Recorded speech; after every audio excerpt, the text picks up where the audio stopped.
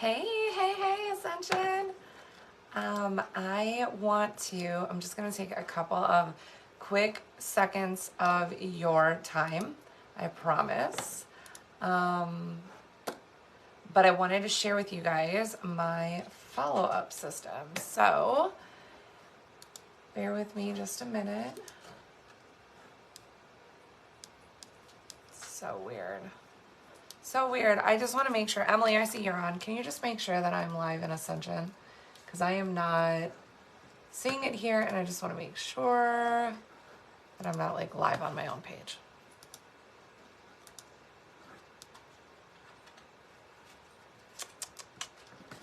All right. I'm gonna just assume that the internet is just acting up and that I am live in Ascension. So, wanted to share my super simple follow-up system with you guys. As it is a new catalog season, I've switched everything over to spring, summer, and I thought I would just share with you guys what I'm doing because I decided to take everything back to basics and go back to what it looked like when I was building a big business, because that's the season that I am in currently, is building a big business. It is not about maintaining the business that was, because frankly, like, it's in a season of regrowth again. So back to basics, doing what worked to build a big business in the first place.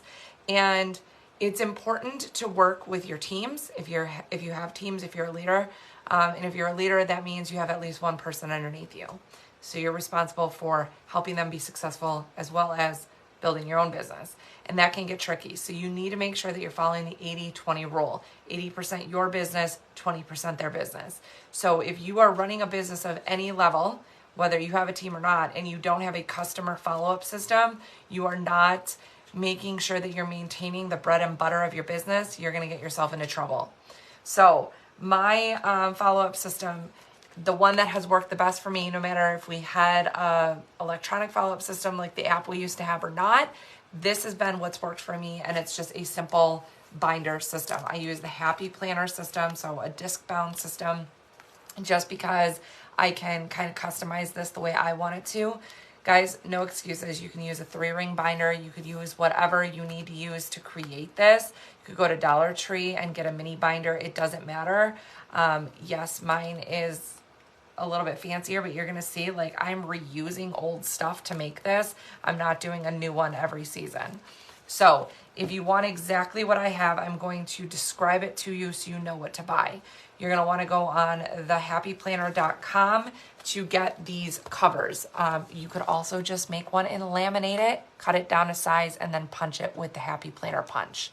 There are 2 different sizes. This is the classic size, classic Happy Planner size, so it is smaller than the big. The big is what I use for my planner. Okay, so this is more of like your traditional 8.5 by 11. This one is smaller, and it is like, it's just smaller. So it's like more of an executive size. So I just have this cute cover that I made on here, and I will share all of these files in our team page here. So if you're going to watch this on YouTube, I can try to figure out how to put these in a Google document for you, and a link so that you can download them, but these are in my team page for sure. So, all right, so customer binder, it's just like order, thank you, or did they make the list, etc. I'll explain all of that. So this is just a cute cover. Then on the inside, these are just very simple.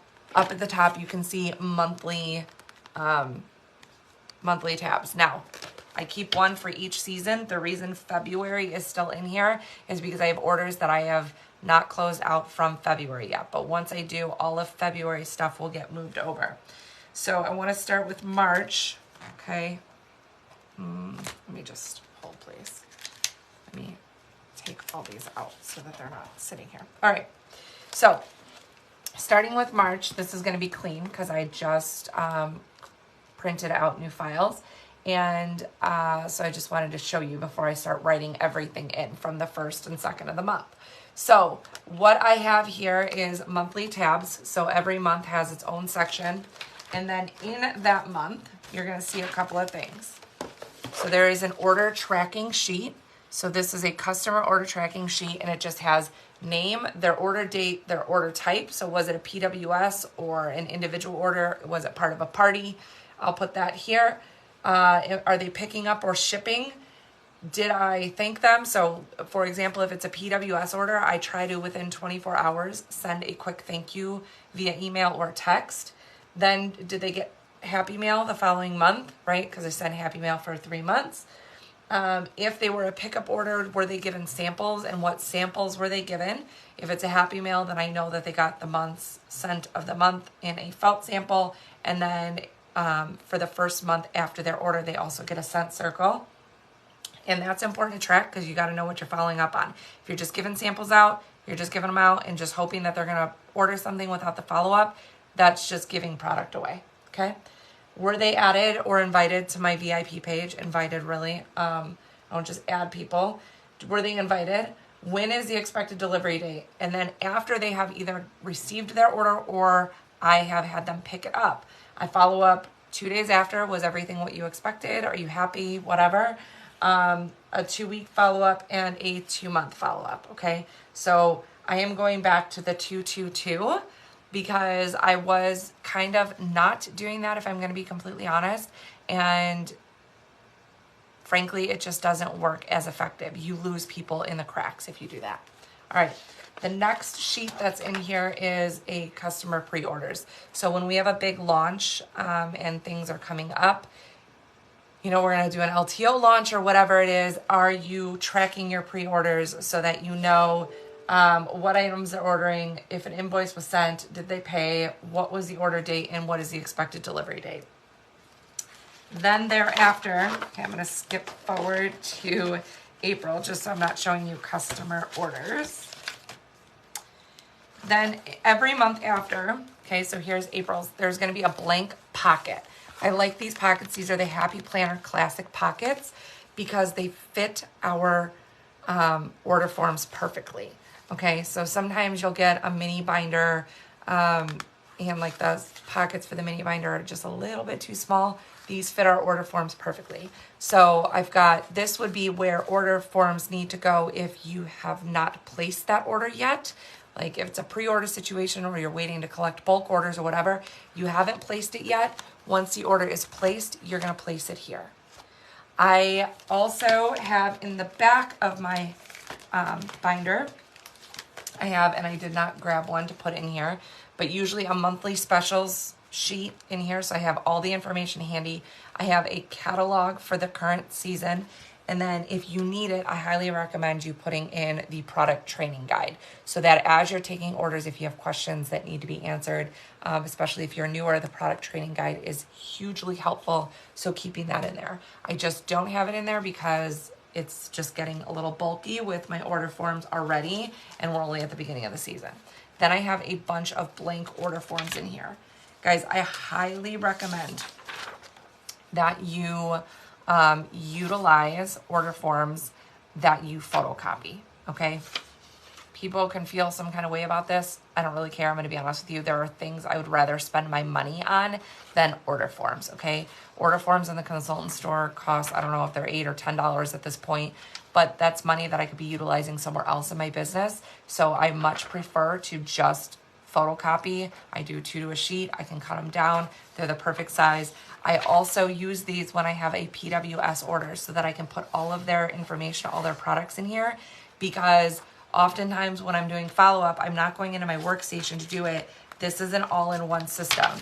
If I have the chart here where I am now following up on the order tracking sheet and I'm looking at, okay, I'm on the 2-week follow-up, whatever, I can have their order right in front of me, even if it was a PWS order, of what they ordered, so I know what I'm following up on. To just say, hey, how did you like your order, is not the same as, you know, how are you enjoying those clothesline washer whiffs? Do you want to order a clothesline again, or would you like to try another scent? May I suggest this scent?